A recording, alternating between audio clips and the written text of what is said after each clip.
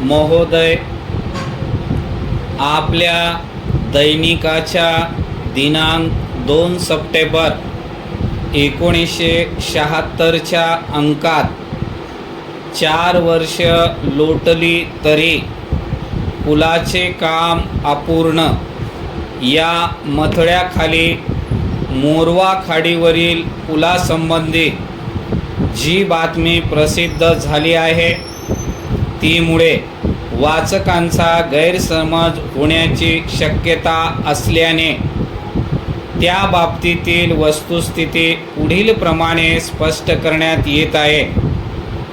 वर पाहता मोरवा खाडीवरील पुलाचे काम सोपे वाटत असले तरी वस्तुतः ते तसे नाही.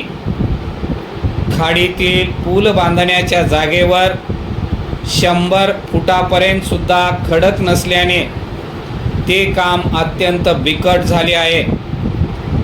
पुलाचा संकल्प चित्र आराखडा तयार करताना पुलाचा पाया कशा तऱ्हेने बांधून काढावा याविषयी अनेक शंका निर्माण झाल्या होत्या. त्यामुळे या पुलाचे आराखडे वेळोवेळी बदलणे भाग पडले. बऱ्याच विचारविनिमयानंतर संकल्पचित्र व अंदाजपत्रकाला सन 1971 मध्ये मान्यता देण्यात आली. त्यानंतर टेंडरे मागून सन 1972 मध्ये ठेकेदाराची नियुक्ती करण्यात आली व त्याच्याकडून काम सुरू करण्यात आले. काम पुरे करण्यासाठी 8 महिन्याची मुदत देण्यात आली होती. 18 महिन्याची मुदत देण्यात आली होती. पुलाचा भूमिपूजन समारंभ 25 फेब्रुवारी 1972 रोजी त्यावेळचे नागरी पुरवठा व महसूल मंत्री श्री भाऊसाहेब वर्तक यांच्या हस्ते झाला. पुलाच्या पायासाठी विशिष्ट प्रकारचे खांब खाडीमध्ये खोलवर रोवून त्यावर पुलाचे वजन टाकावयाचे होते.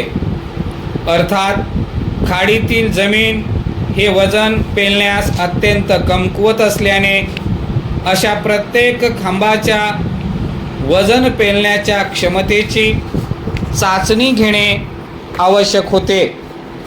हे करीत असताना काही खांब खाडीत खचून त्यावर वजनासाठी ठेवलेले लोखंडी रूळ, सळ्या वगैरे खाडीत पडले.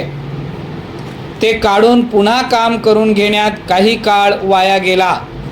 वर वर्णन केलेल्या परिस्थितीवरून कोणाच्याही लक्षात येईल की वरील पुलाचे काम इंजिनियरच्या दिरंगाईमुळे लांबलेले नसून पुलाच्या पायातील विचित्र परिस्थिती, खाडीत काम करण्यातील नैसर्गिक अडचणी व प्रत्यक्ष काम चालू असता निर्माण झालेले प्रमुख प्रश्न यामुळेच या पुलाचे काम मागे पडले आहे.